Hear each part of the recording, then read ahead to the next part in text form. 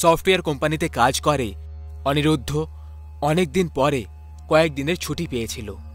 ও খুব খুশি খুশি নিজের ঘরে যাচ্ছিল। তখনই ওর বাবা ওকে ফোন করল। হ্যাঁ বাবা, হ্যাঁ চিন্তা করো না, আমি তাড়াতাড়ি পৌঁছে যাব। তাড়াতাড়ি আসবি, কিন্তু ভুল করেও জঙ্গলের শর্টকাট নিবি না, ওই রাস্তাটা ঠিক নয়। ঠিক আছে বাবা, এবার রাখছি। গাড়ি চালাতে চালাতে কথা বলাটা ঠিক না। ওকে, লাভ ইউ বাবা। অনিরুদ্ধ ফোন রেখে দিল। ওর চেহারায় ঘরে যাওয়ার খুশি পরিষ্কার দেখা যাচ্ছিল। কিছুক্ষণ পরে অনিরুদ্ধ ওই জঙ্গলটা ক্রস করল, যার জন্য ওর বাবা বলেছিল যে শর্টকাট নিবি না। কি করি, বাবার কথাটা শুনবো কি শুনবো না? কিন্তু যদি আমি শর্টকাটটা নিয়েও নেই, তাহলে বাবাকে বলবে কে? আমি ছাড়া তো আমার সঙ্গে আর কেউই নেই। তাহলে অনিরুদ্ধ ডিয়ার, ঠিক সময় ঘরে পৌঁছতে হলে তো শর্টকাট তো নিতেই হবে। তারপর অনেক ভেবেচিন্তে দেখার পর যৌবন রক্ত অনিরুদ্ধ ওর বাবার কথাটাকে এড়িয়ে দিয়ে জঙ্গলের শর্টকাট রাস্তা দিয়ে যাওয়ার জন্য সিদ্ধান্ত নিয়ে নিল। এখন এই সময়ই জানতো, না হলে ওই জঙ্গল, যে ওর ভেতরে যে অতিথিরা আসে তাদের সঙ্গে কি হতে চলেছে।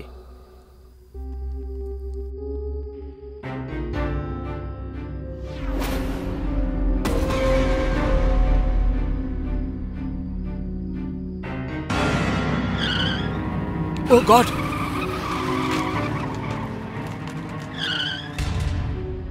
মনে হচ্ছে অ্যাক্সিডেন্টের কারণে টেম্পোরারি মেমোরি লস হয়ে গেছে। কিছু বুঝতে পারছি না আমি কোন দিকে এসেছিলাম, এদিক দিয়ে নাকি ওদিক দিয়ে। অ্যাক্সিডেন্টে লাগা চোটের ব্যথাটা সহ্য করে অনিরুদ্ধ জঙ্গলের বাইরে যাওয়ার রাস্তা চলতে লাগলো। কিন্তু কিছুক্ষণ পরেই ওই রাস্তা দিয়েই আবার অ্যাক্সিডেন্টের জায়গাতে পৌঁছে গেল, যেখান থেকেও এসেছিল। এটা দেখে অনিরুদ্ধ খুব ভয়ঙ্করভাবে ভয় পেয়ে গেল। এটা কি করে হতে পারে? আমি ওই দিকে এগিয়ে গেছিলাম, তাহলে এখান দিয়ে কি করে ফেরত এলাম? অনিরুদ্ধ অনেক চেষ্টা করলো ওই জঙ্গল থেকে বাইরে বেরোনোর, কিন্তু ও বারবার ওখানে আবার পৌঁছে যাচ্ছিল যেখানে অ্যাক্সিডেন্ট হয়েছিল। কিন্তু তখনই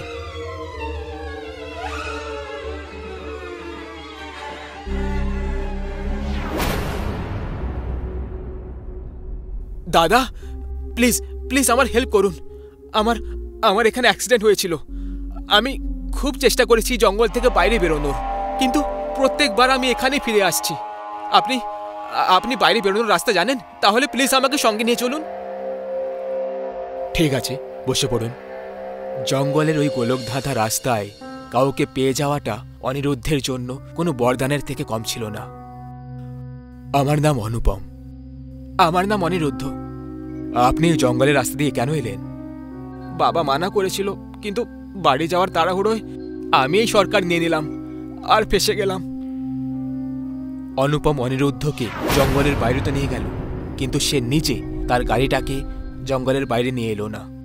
আপনার গন্তব্যস্থল এসে গেছে, জঙ্গল এখানে শেষ হচ্ছে। আমাকে আপনার মতো আরো অনেক লোকের সাহায্য করতে হবে।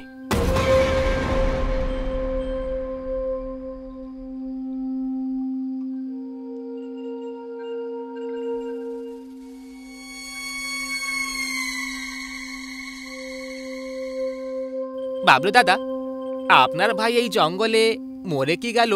আপনি তো এখানে নিজেরই ঠিকানা করে ফেললেন। এখানে থাকলে মনে হয় যে ও আমার আশেপাশেই আছে।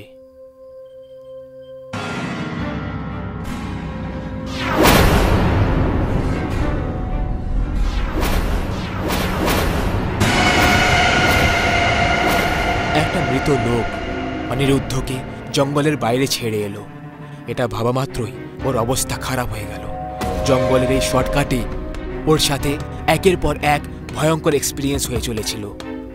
ও খুব খারাপভাবে ভয় পেয়ে গেছিল, আর একবার ওখান থেকে দূরে যাওয়ার জন্য ও একটা দৌড় লাগালো। ও দৌড়ে চলেছিল, থামার নাম করছিল না। কিন্তু কিছুক্ষণ পর ও ক্লান্ত হয়ে হাঁপাতে হাঁপাতে এক জায়গায় থেমে গেল। তখনই ওর নজর সামনে পড়ল। ওর চোখের সামনে ওর গাড়িটা ছিল। ও আবার ওখানেই পৌঁছে গেল যেখানে ওর অ্যাক্সিডেন্ট হয়েছিল। এটা এটা কি হচ্ছে আমার সঙ্গে? আমি পাগল হয়ে যাব। আমি বারবার এখানে কেন চলে আসছি? কারণ তুমি আমার মতো মরে গেছো, আর এই ব্যাপারে তুমি জানো না। ওই দেখো,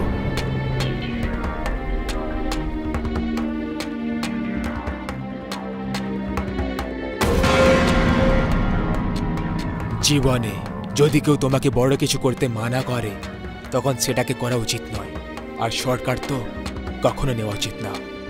ওই শর্টকাট নিতে গিয়ে অনিরুদ্ধ মরে গেছিল।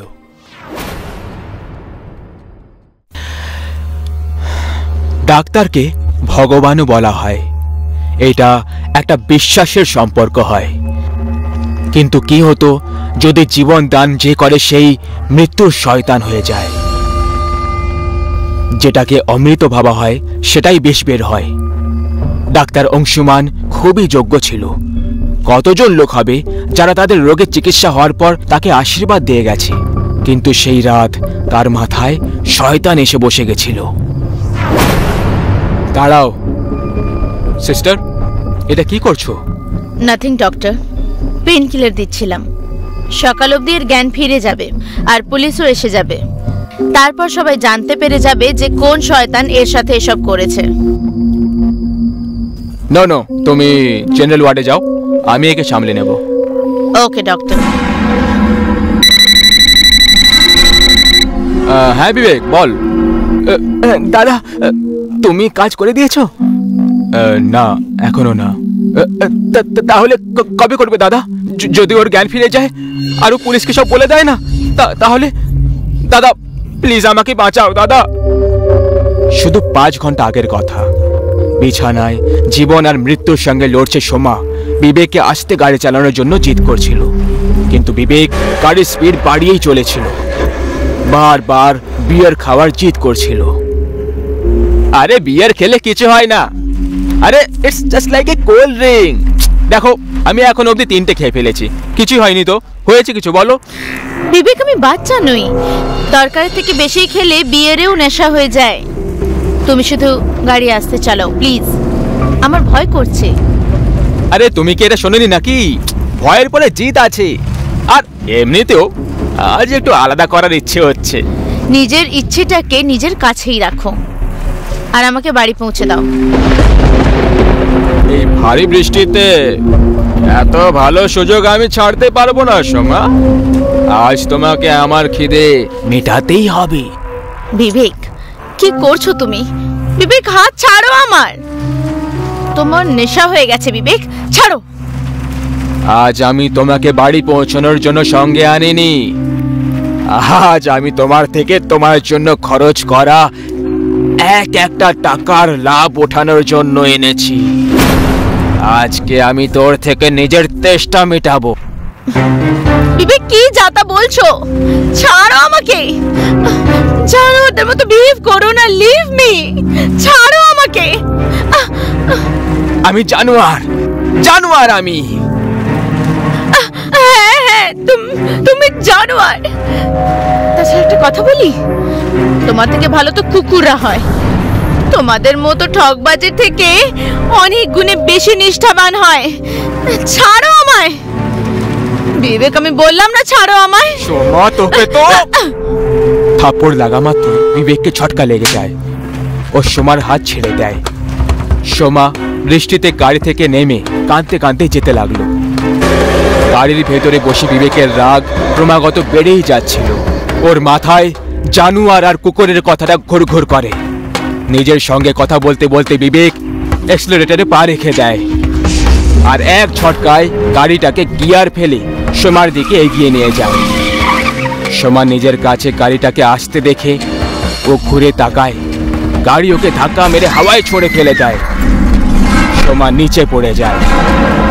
বিবেক গাড়ি থামিয়ে দেয় আর সড়কে সোমাকে কষ্ট পেতে দেখতে শুরু করে। বিবেক রাগের চোটে এসে ওর উপর গাড়ি চড়িয়ে দেয় আর গাড়ি চড়ানোর পর নিজেকে পুলিশের থেকে বাঁচানোর জন্য নিজের বড় দাদার হাসপাতালে নিয়ে আসে। কিন্তু ওখানে এসে যখনই ও জানতে পারলো যে সোমা বেঁচে যাবে, ব্যাস তখনই নিজের দাদাকে অ্যাক্সিডেন্টের সব সত্যি বলে দেয় আর তার উপর চাপের সৃষ্টি করলো যাতে সে সোমাকে মেরে ফেলে। দাদা দাদা প্লিজ আমাকে মা বাবার দিব্যি, দাদা প্লিজ মেরে দাও ওকে, না হলে পুলিশ আমাকে ছাড়বে না দাদা। মেরে দিচ্ছি, কিন্তু প্রমিস কর যে আজকের পর এরকম কাজ তুই কোনো মেয়ের সাথে করবি না। প্রমিস দাদা, কর প্রমিস, কখনো এরকম করব না।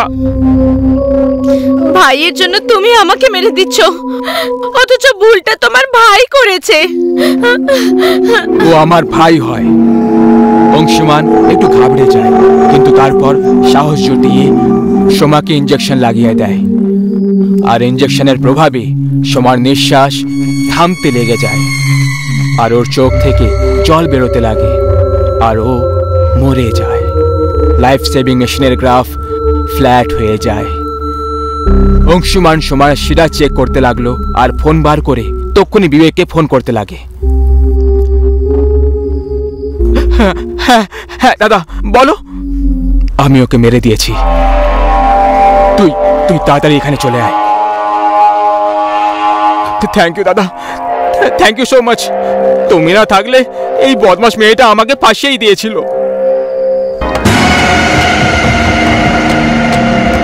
তুমি তো সত্যিই ফেসে গেছো। দাদা দাদা এটা কি হচ্ছে দাদা? দাদা দাদা এটা কি? মৃত্যুর শাস্তি দেওয়া তোমাদের দুজন ভাইদেরকে এবার আমি মৃত্যুর ঘাটে পৌঁছে দেব। যখনই সময় ইশারা করলো, ওই রুমে রাখা ইনজেকশন, সিজার আর নাইফ হাওয়ায় নিজের থেকে উড়তে শুরু করলো, আর দ্রুত গতিতে গিয়ে ওই দুজন ভাইয়ের শরীরে গাঁথা হয়ে গেল, আর দুজন ওখানেই মরে যায়। ওয়ার্ডের দেওয়ালে শুধু রক্ত আর রক্ত ছড়িয়ে যায়। দুজনের মৃতদেহ দেওয়ালে ঝুলে রয়ে যায়, আর সোমার শরীর আবার বেডে গিয়ে পড়ে যায়। একটা ভাই নিজের ভাইয়ের ভালোবাসার জন্য ওর ভুলের ওপর পর্দা রাখতে গিয়ে নিজের পেশার সঙ্গে ভুল করলো, আর অসহায়কে মৃত্যুর শয্যায় পাঠিয়ে দিল। কিন্তু কথায় বলে না, ঈশ্বরের ঘরে দেরি আছে কিন্তু অন্ধকার নেই। সে ওই মেয়েটার হাতেই ওদেরকে মেরে ন্যায় করে দিল। খারাপের অন্ত চিরকাল খারাপই হয়।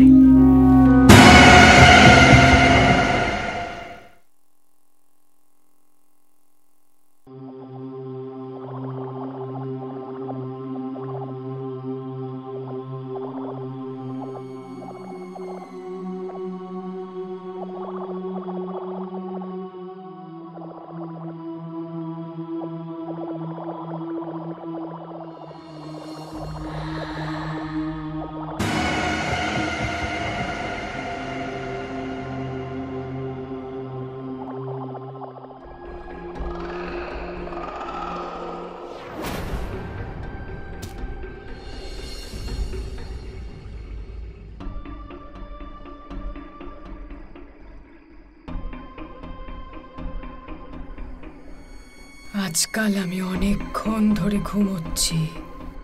এরকম চলতে থাকলে তো আমার আলুর ক্ষেত নষ্ট হয়ে যাবে।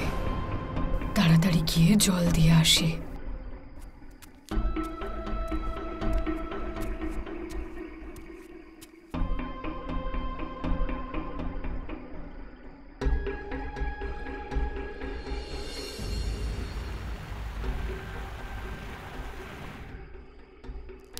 ওরে বাবা রে, আমার কোমর। কেউ ঠিকই বলেছে, চাষ করা খুব সহজ কাজ নয়। সব আলুর গাছে ভালো করে জল দিয়ে দিয়েছি। এইবার তো অপেক্ষা শুধু ভালো ভালো আলু ফলনের। তারপর আমি সবাইকে এই আলু খাইয়ে নিজের বশে করে ওদের মাধ্যমে পৃথিবীর সবথেকে সুন্দরী স্ত্রী হয়ে উঠব।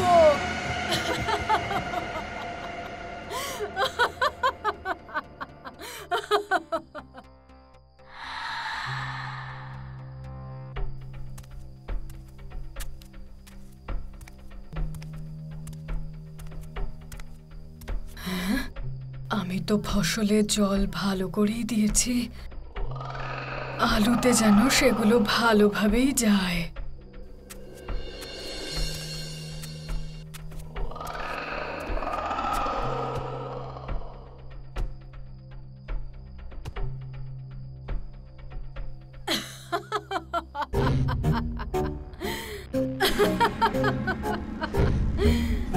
আরে বাহ, আলুগুলো তো দারুণ ফলেছে, একদম সোনার মতো চকচক করছে। এইবার হব আমার উদ্দেশ্যে সফল।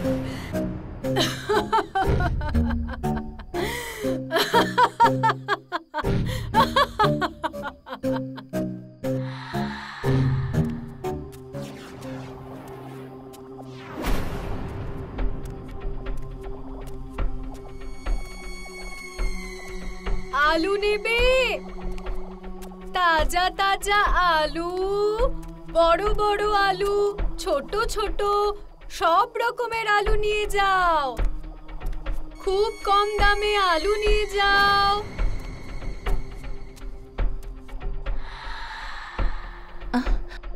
এত রাতে আবার কে আলু বিক্রি করছে?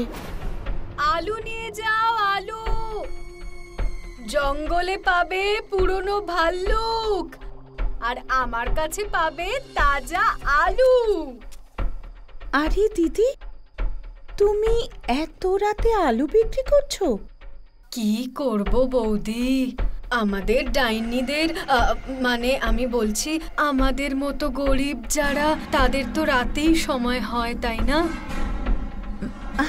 ও আচ্ছা, কত টাকা কিলো? 50 টাকায় 4 কিলো। কিন্তু আমার কাছে তো 50 টাকা নেই। যত আছে তাই দিয়ে দাও। দিয়ে তো দিতাম, কিন্তু আমার কথায় কিছু মনে করো না, তুমি আলু বেশি দামে বিক্রি করছো। কি বৌদি, তোমার বেশি মনে হচ্ছে, তাহলে 25 টাকা দিয়ে দাও, তুমি খুশি থাকো ব্যাস। 25 নয়, পুরো 20 টাকা দেব। যদি দিতে চাও দাও, না হলে তুমি তোমার আলু নিয়ে চলে যাও। বলো কি বলছো? কি আর বলবো বৌদি, আমার তো তোমার ব্যবহার খুবই ভালো লাগছে। তুমি এক কাজ করো, তুমি 20 টাকায় 4 নয় 5 কিলো নিয়ে যাও। মনে হচ্ছে এই মেয়েটা খুব বোকা, নয়তো 200 টাকার আলু 20 টাকায় বিক্রি করছে।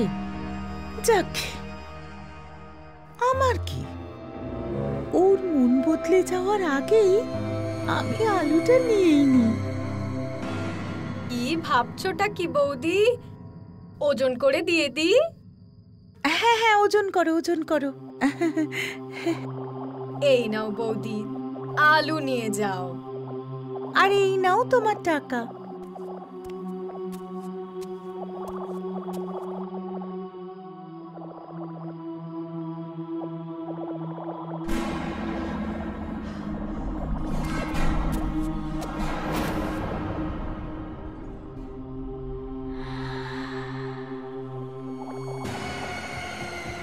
মোহন আজ আলুর তরকারি বানাতে বলেছে, তাড়াতাড়ি রান্না করে জামা কাপড়টা ধুয়ে নেব। হে ভগবান, বাড়িতে তো একটাই আলু আছে, এই একটা আলু দিয়ে কি করে রান্না করব? বাজার যেতে আসতে অনেক সময় লাগবে। আজ তো ও খুব রাগ করবে আমার ওপর। কি করব, কি করি? শালুকে জিজ্ঞেস করি, যদি ওর কাছে আলু থাকে তাহলে কাজ হয়ে যাবে। শালু, শালু,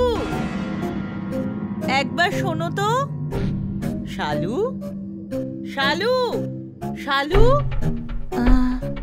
দরজা তো খোলা, তাহলে বাইরে আসছে না কেন? মনে হচ্ছে বাথরুমে আছে। আরেকবার ডাকি, শালু। ভেতরে গিয়ে দেখি বড়। আরে শালু, আমি কতক্ষণ ধরে ডাকছি, কিন্তু তুমি এত মন দিয়ে টিভি দেখছো যে আমার ডাকে সাড়াই দিলে না। সরি মালা, আমি শুনতে পাইনি গো। কি চাই তোমার? আরে মোহন আজকে আলুর তরকারি রান্না করতে বলেছিল, বাড়িতে আলু শেষ হয়ে গেছে। তোমার কাছে আলু আছে? শালুর কাছে সবসময় আলু থাকে। আমি একটু বেশি করেই আলুর তরকারি বানিয়েছিলাম, তুমি ওটাই নিয়ে যাও, তোমার সময়ও নষ্ট হবে না। আরে এটা তো খুব ভালো ব্যাপার। থ্যাংক ইউ শালু। শালুর আলুর জন্য নো থ্যাঙ্কস। তবে তরকারিটা নিয়ে যাওয়ার আগে একবার খেয়ে বলো কেমন হয়েছে। শালু, তরকারি তো খাবো, তবে একটা কথা বলো, তোমার চোখে কি হলো? কিচ্ছু নয়, আসলে জয় বাংলা হয়েছে। জয় বাংলা?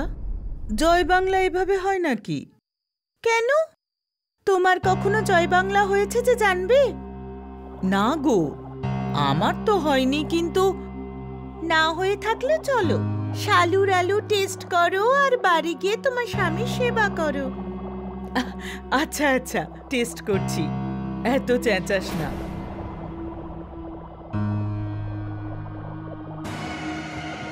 শালুর আলু ডাইনির ভালু সব এক, আমরা সবাই এক। মালা, খুব জোরে খিদে পেয়েছে, তাড়াতাড়ি একটু কিছু খেতে দাও আমাকে। আমি তো তোমাকে একটু আগেই রান্না করতে বললাম, রান্না করেছো?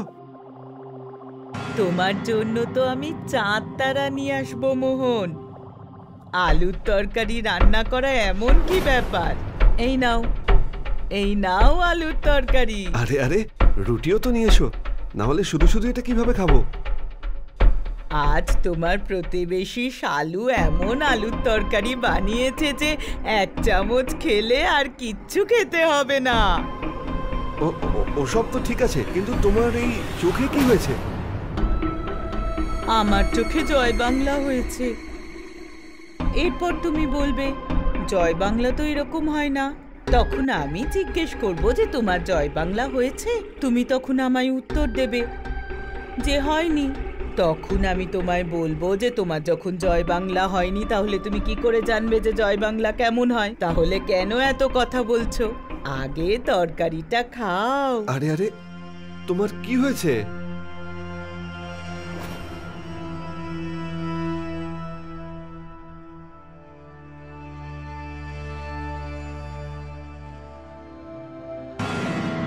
কি গো, তোমারও তো জয় বাংলা হলো, তাই না? তাহলে বলো, শালুর আলু ডাইনির ভালু সবাই এক, আমরা সবাই এক।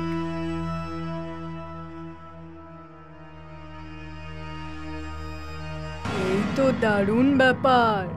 ধীরে ধীরে সবাই আমার বশে হয়ে যাবে। তাড়াতাড়ি যে কটা আলু বেঁচে আছে সেগুলোও বিক্রি করে ফেলি। আলু নিয়ে নাও, আলু ফ্রিতে, আলু নিয়ে নাও, সরকার থেকে আলু দেওয়া হচ্ছে, নিয়ে নাও। ফ্রি স্কিমের আলু নিয়ে নাও, আলু নিয়ে যাও, আলু। আমাকেও দাও, আমাকেও দাও, আমাকেও দাও, আমাকেও দাও, আমাকেও দাও, একটু আমাকে দাও। আরে আরে আরে আরে, দাঁড়াও দাঁড়াও দাঁড়াও, তোমরা লড়াই করো না। তোমরা তো 3 জন আছো, 3 জনই ভাগাভাগি করে আলু নিয়ে যাও, তাহলেই হলো। সরকার থেকে দেওয়া জিনিসের ওপর তো সবারই অধিকার, তাই না? হ্যাঁ হ্যাঁ, ঠিকই বলেছো তুমি। ওরা আলু খেলেই আমার কাজ শুরু।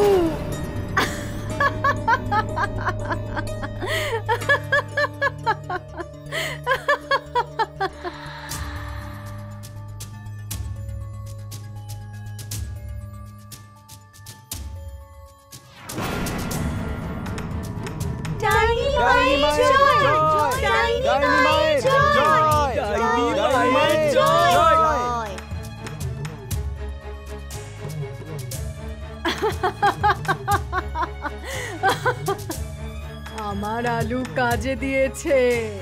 এখন থেকে তোমরা সবাই আমার দাস। এইবার আমি যা বলবো তোমাদের সেটাই করতে হবে।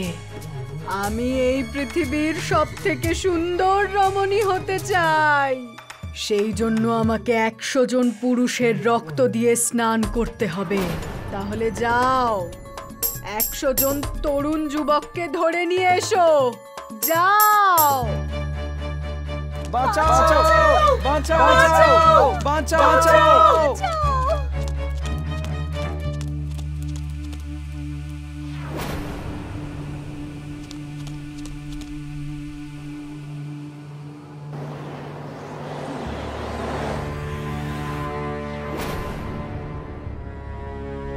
দাঁড়া মূর্খ বাবা, তোর এত বড় সাহস, তুই আমার লোকেদের আটকাচ্ছিস। এর শাস্তি পাবি তুই। শাস্তি পাওয়ার জন্য তৈরি হয়ে যা।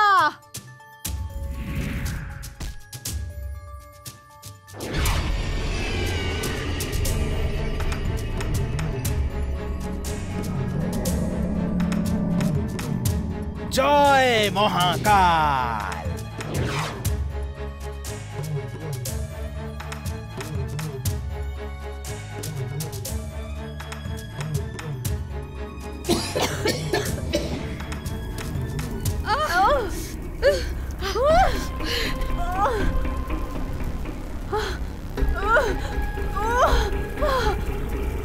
কি করলি তুই বাবা?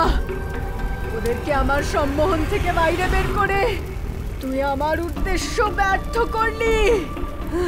আর আমার আমার আমার শরীর পুড়ছে কেন? থামা এটাকে, থামা বলছি, থামা, বন্ধ কর। যতক্ষণ মহাকাল এই সাধু বাবার সাথে আছে, কোনো ডাইনি, পেতনি, ভূত, প্রেত কেউ আমার কিচ্ছু করতে পারবে না। জয় মহাকাল। জয় মহাকাল।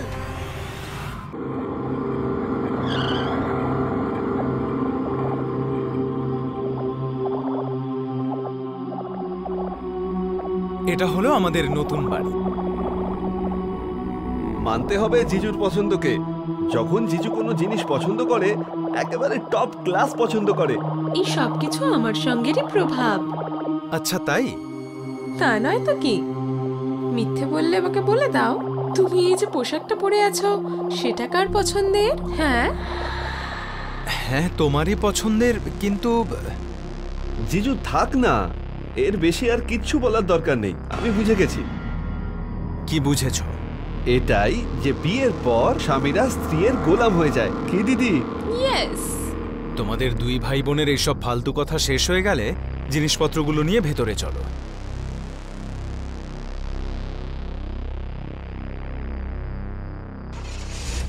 জিজু, ভালোই হয়েছে তুমি ওয়ার্কার্সদের বলে আগে থেকেই জিনিসপত্র ভিতরে ঢুকিয়ে দিয়েছো। না হলে এত বড় একটা বাংলোতে জিনিসপত্র গোছাতে গোছাতে আমার অবস্থাই খারাপ হয়ে যেত। কি দিদি? শুধু তোর নয়, আমার অবস্থাও খারাপ হয়ে যায় ছোটু। আমি জানি তোমরা খুবই দুর্বল, তাই আমি ওয়ার্কারদের বলে জিনিস গুছিয়েছি। আহা, ছাড়ো তো তুমি। আমি ভালোই জানি যে তুমি কত বড় বাহুবলী। নিজে উঠে এক গ্লাস জলও তো গড়িয়ে খাও না, আবার এসেছেন বাড়ি সাজাবেন। তোমাদের দুই অলসের চক্করে যদি থাকতাম তাহলে আমার নিজের অবস্থাই খারাপ হয়ে যেত। জিজু, এই কথাটা তো আমিও জানি যে 1 নম্বরের অলস আমি নয়, তুমি। চুপ করো। তুমি যদি আমার স্ত্রীর ভাই না হতে না, তাহলে এতক্ষণে আমি তোমার অবস্থা খারাপ করে দিতাম। যখনই দেখো সবসময় খালি দিদির পক্ষেই কথা বলে, বোকা কোথাকার। দিদি, ছেড়ে দাও এই লোকটাকে। খালি এমনি এমনি ভ্যাক ভ্যাক করতে থাকে।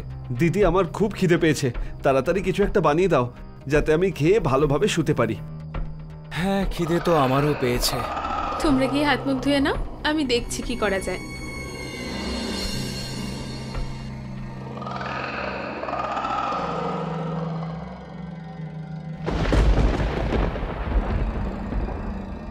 এ কি হচ্ছে? জানি না, আমিও কিছু বুঝতে পারছি না। আই থিঙ্ক ওয়েদারটা খারাপ হবার জন্যই বোধহয় এই সমস্ত কিছু হচ্ছে। আমার কথা শোনো, আমার কথা শোনো। সঞ্জয়, এটা কে বলল? আমার কথা শোনো, আমার কথা শোনো। দিদি, মনে হচ্ছে এখানে কোথাও ভূত আছে। পালাও দিদি, পালাও জিজু।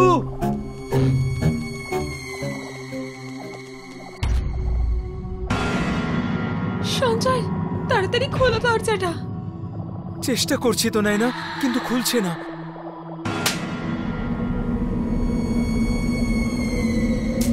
এ কি? কিছু একটা করো, আমার ভাই তো লাট্টুর মতো ঘুরতেই থাকছে। দিদি। বাঁচাও আমাকে, বাঁচাও।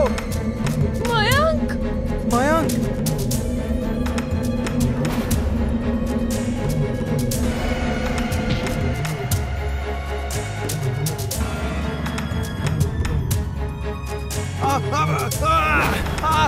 বাঁচাও আমাকে।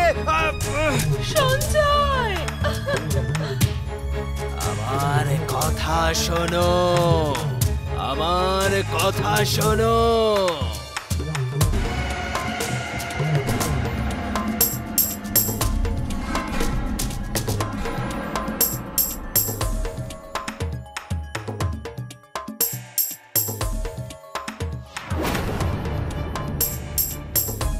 ওরে বাবারে, আমার কোমর।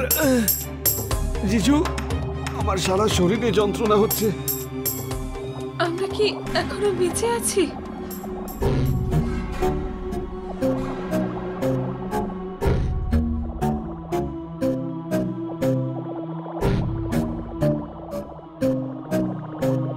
এই বাড়িতে 100% ভূত আছে। আমরা আর এই বাড়িতে থাকবো না। আমরা সবাই এক্ষুনি এই বাড়ি থেকে চলে যাব। চলো। হ্যাঁ জিজু, এই বাড়িটা ভুতুরে, তার থেকে চলো পালাই এখান থেকে। ঠিকই বলেছ তুমি। আমি এখনই ওনারকে ফোন করছি। কেন গো? এই কথা তো আমিও বলেছি। তুমি শুধু কেন মায়াঙ্ককে বলছো? কারণ আমার স্ত্রীর একমাত্র ভাইয়ের কথার গুরুত্ব আছে। পয়েন্ট। আই লাভ ইউ জিজু। আমার কথা নেই, আর কি করছো তো? একবার শুধু এই বাড়ি থেকে বেরোই, তারপরে দেখাচ্ছি।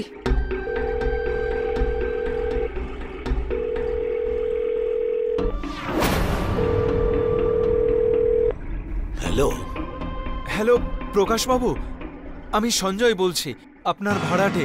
আমি ক্ষমা চাইছি প্রকাশবাবু, এই বাড়িতে আমরা থাকতে পারবো না। এটা ভুতুড়ে বাড়ি। আপনি আমাদের ডিপোজিটের টাকা ফিরিয়ে দিন, আমরা চলে যাব। খবরদার সঞ্জয় বাবু, আপনি অকারণে আমার বাড়ির বদনাম করবেন না। আমার বাড়ি মোটেও ভুতুড়ে নয়। যদি আপনি এর থেকে ভালো প্লেস পেয়ে যান, আপনি তাহলে যেতে পারেন। আপনি যে টাকা দিয়েছিলেন, আমি একটা অন্য জায়গায় ইনভেস্ট করেছি। নতুন ভাড়াটে এলেই আমি আপনাকে আপনার টাকা ফিরিয়ে দেব। Thank you.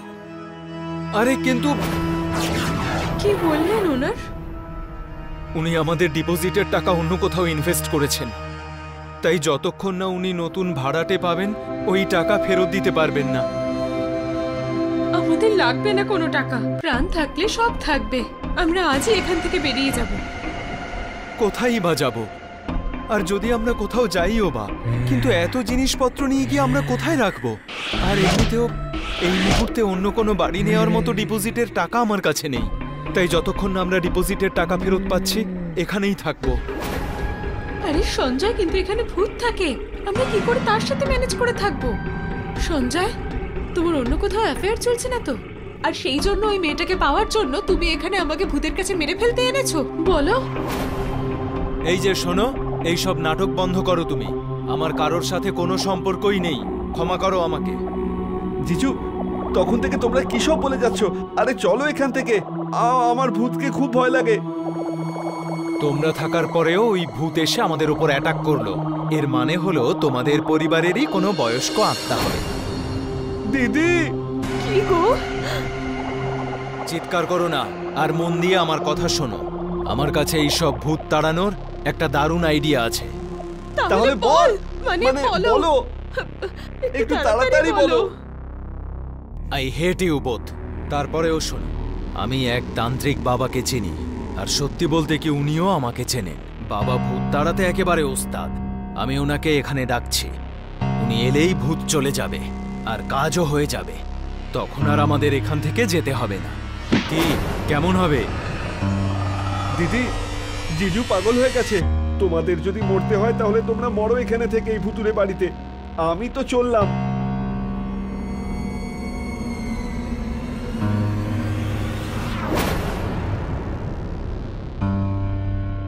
জিজু, তাড়াতাড়ি তান্ত্রিক বাবাকে ফোন করো।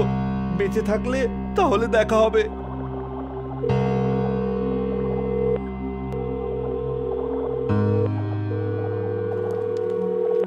হ্যালো। হ্যালো বাবা, আমি সঞ্জয় বলছি। আপনি যত তাড়াতাড়ি সম্ভব আনন্দনগরের 5 নম্বর বাড়িতে চলে আসুন। এই বাড়িতে ভূত আছে, তারা আমাদেরকে এই বাড়িতে বন্দি করেছে। প্লিজ তাড়াতাড়ি চলে আসুন। বলে আমি ওখানে যাব, কিন্তু দক্ষিণা কত দেবে? আরে বাবা, কত চান আপনি? 1 দিয়ে দিও। বাবা, আপনি 1 কি 2000ই নেবেন। আসুন। 2000? আমি তো 100 ভেবেছিলাম। তুই কত দিবি বল? বাবা, আমার কাছে তো শুধুমাত্র 50 টাকাই আছে। যা, তুই কাল আসবি। এখন আমায় অন্য কোথাও যেতে হবে। হ্যাঁ, আমি আসছি। তান্ত্রিক বাবা আসছেন। কিন্তু জিজু, হনুমান চল্লিশা পড়ো। আমি ফিল্মে দেখেছি, হনুমান চল্লিশা পড়লে ভূত আসে না। জয় হনুমান জ্ঞান গুণ সাগর, জয় কপিস্তি লোক উজাগর।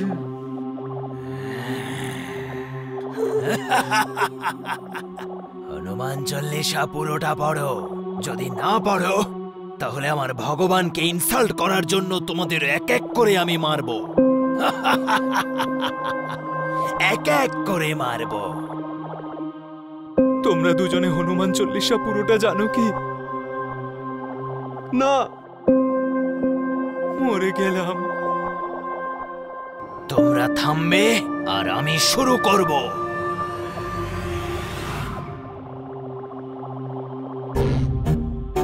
জিজু বাঁচাও আমাকে। সঞ্জয়, আমায় বাঁচাও।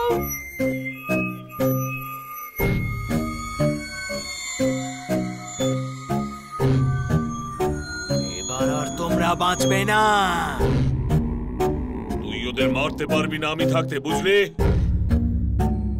তান্ত্রিক বাবা এসে গেছেন। আমি যেখানে থাকি সেখানে ভূত পিশাচের এত সাহস নেই যে আমার শিষ্যের কোনো ক্ষতি করতে পারে। তুই আবার কে?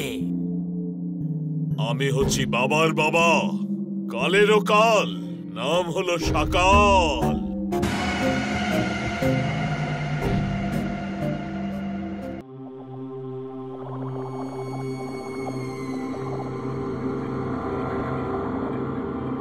দাদা, এটা হলো কালকের বিয়ের জিনিসপত্রের পুরো লিস্ট। তুমি সব ঠিকঠাক চেক করেছিলে তো? কোনো মিসিং নেই তো? আরে দাদা, তুমি কিছু বাদ গেছে কি জিজ্ঞেস করলে? এখানে তো 10টা থালা, 20টা চামচ, একটা তাকিয়া আর একটা চাদরে মরচে ধরে গেছে। যখন থেকে আমি এই পার্টি অর্গানাইজ করার কাজ শুরু করেছিলাম না সোনু, তখন থেকে আমি একটা জিনিসই দেখছি। জিজ্ঞেস করো কি? হ্যাঁ, বলুন কি? ছোটবেলায় আমি পাড়ার প্রতিবেশীদের বাড়িতে আলাদা আলাদা প্লেট গ্লাস দেখে সবসময় অবাক হয়ে দেখতাম যে এদের বাসনপত্র আলাদা আলাদা কেন। এটা শখ নাকি অভ্যাস? কিন্তু এখন গিয়ে জানতে পারলাম যে এটা কোনো শখও নয়, অভ্যাসও নয়। ওরা এই বাসনপত্রগুলো বিয়ে বাড়িতে গিয়েই জোগাড় করেছে। মানে জীবনের এই অভ্যাসটা বহুকাল ধরেই চলে আসছে। ঠিকই বলেছো তুমি দাদা, তীর একদম নিশানায় লাগিয়েছো।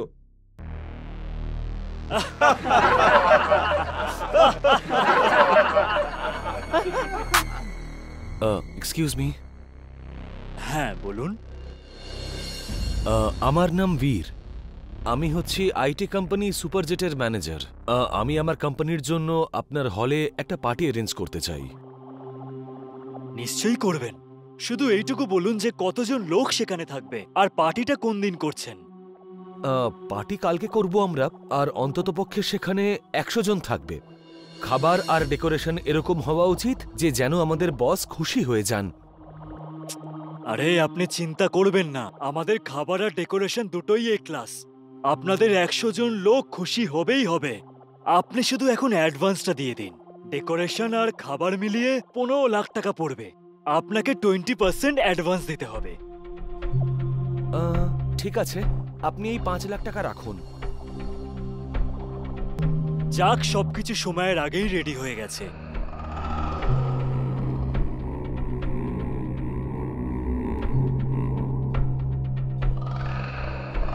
এ কি, কোল্ড ড্রিঙ্কটা ঠান্ডা নেই কেন? শোনো শোনো, এই ফ্রিজে জল আর কোল্ড ড্রিঙ্কটা ঠান্ডা হচ্ছে না কেন? ও ক্ষমা করে দেবে দাদা, আমি তো তোমাকে বলতেই ভুলে গিয়েছি যে ফ্রিজটা খারাপ হয়ে গিয়েছে।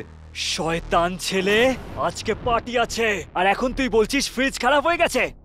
আরে মূর্খ ছেলে, মনোযোগ কোথায় থাকে তোমার? আমার ব্যবসাটাকে কি লাটে তোলার জন্যই এসেছিস তুই? এবার পার্টিতে যে গেস্টরা আসবে তাদের কোল্ড ড্রিঙ্ক ঠান্ডা জল কি করে খাওয়াবো বল আমাকে। দাদা তুমি রাগ করো না, আমি একটা ব্যবস্থা করতে পারি। স্টোর রুমে একটা অনেক পুরনো ফ্রিজ রাখা আছে, সেটা চলেও। আজ আমরা সেটা দিয়েই কাজটা চালিয়ে নিই, কাল পাল্টে নেব। কি বলো দাদা? এটা ছাড়া আমাদের কাছে কি আর কোনো অপশন খোলা আছে? যে জিজ্ঞাসা করছিস কি করব দাদা, চল স্টোর রুম, দেখা আমাকে ফ্রিজ।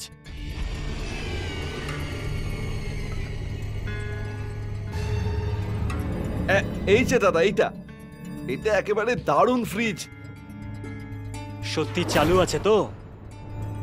মিথ্যে বললে আমার জিভ কেটে যাবে দাদা। ঠিক আছে, তুই যা কিচেনটা দেখ, আমি এটা সেট করছি। আচ্ছা দাদা। ভগবানের অশেষ অশেষ কৃপা যে সময়ের আগে জোগাড় হয়ে গেছে, না হলে নতুন ফ্রিজ কিনতে হতো।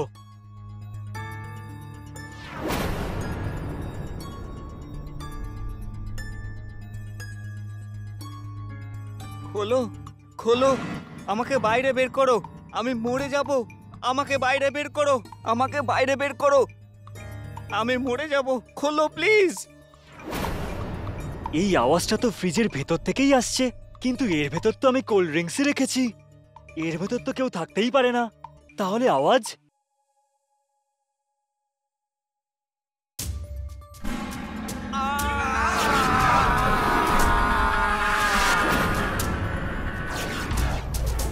এটা কোথায় চলে এলাম? এটা কোন জায়গা?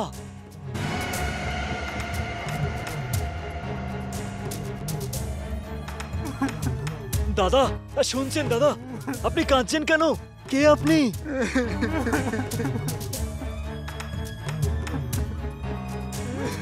দাদা কিছু বলুন না। এভাবে দেখবেন না দাদা, আমার ভয় লাগছে। আপনার নামটা কি? তাড়াতাড়ি দাদাকে বলে দিই যে টাকা ছাড়া জলের ট্যাঙ্কি কিছুতেই আসবে না। যদি ভুলে যাই তাহলে দাদা হেভি গাল দেবে। দাদা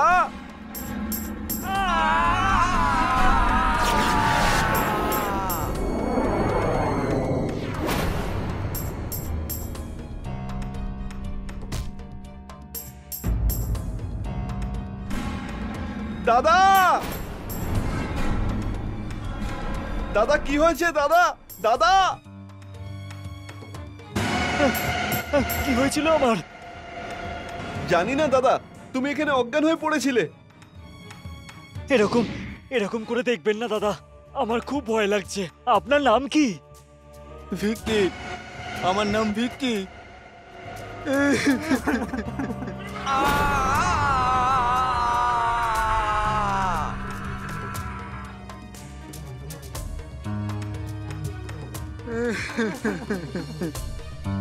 কি ভাবছো তুমি দাদা?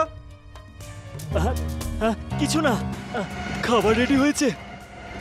খাবার তো রেডি হয়েই গেছে দাদা, কিন্তু ওই জলের ট্যাঙ্কির লোকেরা আগেকার ধার শোধ করতে বলছে। ঠিক আছে, এই নে, যদি আর কারোর টাকা ধার থাকে তো সেটাও শোধ করে দিবি। হ্যাঁ দাদা, কিন্তু তুমি? আমি ঠিক আছি, তুই যা। সব কাজই মোটামুটি ভালোই হয়েছে, তোমরা কি বলো? ডেকোরেশনটা তো ভালোই মনে হচ্ছে। এবার যেন খাবারটাও এই ডেকোরেশনের মতোই সুন্দর হয়। চিন্তা করবেন না স্যার, এখানে সব খাবার এ ক্লাস হয়। একটা ভালো আইটেম এখনো আছে আমাদের কাছে, আসুন দেখাচ্ছি, জিভে জল চলে আসবে। চলো দেখাই যাক।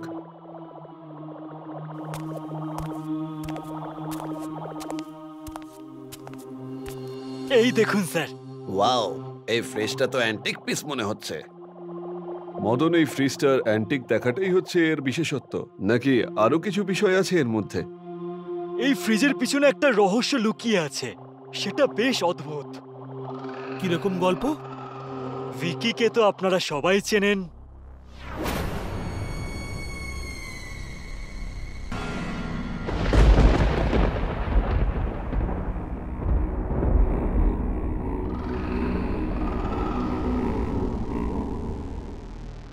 তোমাদের জন্য অনেক বড় একটা খুশির খবর আছে। আমি খুব তাড়াতাড়ি কোম্পানির ম্যানেজার হতে চলেছি। আর ম্যানেজার হয়ে গেলেই তোমাদের এই ভাই দামি 4 চাকার গাড়ি করে আসা যাওয়া করবে।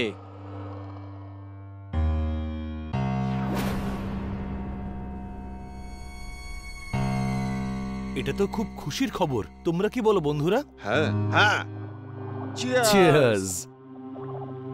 ভিকি, তুই ম্যানেজার হওয়ার পরেই আমাদের ওপর রোয়াব দেখাবি না তো? রোয়াব তো না, তবে হ্যাঁ, তোমরা যদি সময়ের মধ্যে প্রজেক্ট কমপ্লিট না করো তাহলে একটু বকবো। তুই আমাদের শাসাচ্ছিস? নিজের উন্নতি নিয়ে অহংকার করবি তুই? এই নে। এই শোন, চাকরি তোকে আমরা দিয়েছি এই কোম্পানিতে, আর তুই আমাদের আগে চলে যাবি। এই নে। যখন তুই এই পৃথিবীতে থাকবি তখনই তো তুই ম্যানেজার হয়ে আমাদের টাইট দিবি, তাই না? এটা আমার তরফ থেকে তোর প্রমোশনের জন্য।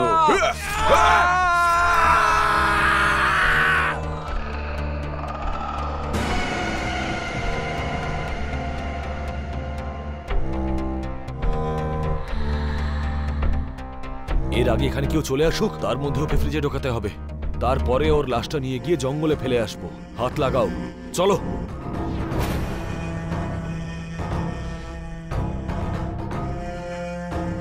খোলো খোলো, আমাকে বাইরে বের করো, আমি মরে যাব, আমাকে বাইরে বের করো।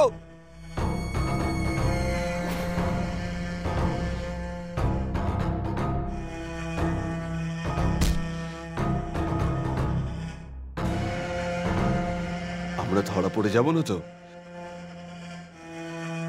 বীরের প্ল্যান কখনো ফেল করে না।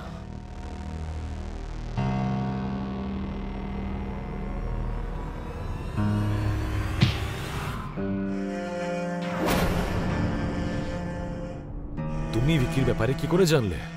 দুর্ভাগ্যবশত তোমরা ভিকিকে এই ফ্রিজেই আটকে রেখেছিলে। এটা এই হোটেলের পুরনো মালিক কিনেছিল আর স্টোর রুমে পড়েছিল। ভিকি এই ফ্রিজের মধ্যেই ছিল। ওই আমাকে বলল তোমাদের 3 জনকে নিতে এসছে। গল্পটা বেশ ভালোই তৈরি করেছো তুমি, কিন্তু এই গল্পটা তুমি কাউকে শোনাতে পারবে না।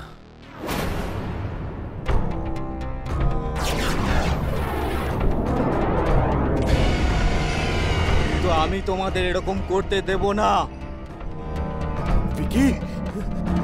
হ্যাঁ, ভিকি, যে তোমাদের মতো বিশ্বাসঘাতকদের দোষের শাস্তি দিতে এসেছে। না ভিকি, না, তুই এমনটা করতে পারিস না। আমরা তো বন্ধু। বল। বন্ধু যদি হও তাহলে বলো আমাকে মারলে কেন? ভগবান তোমাদের মতন বিশ্বাসঘাতক আর বেঈমান বন্ধু যেন কাউকে না দেয়। তৈরি হয়ে যাও।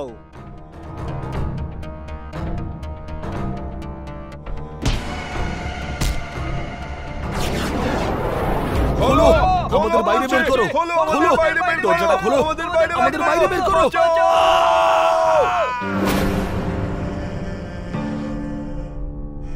আরে এটা কি ছিল দাদা?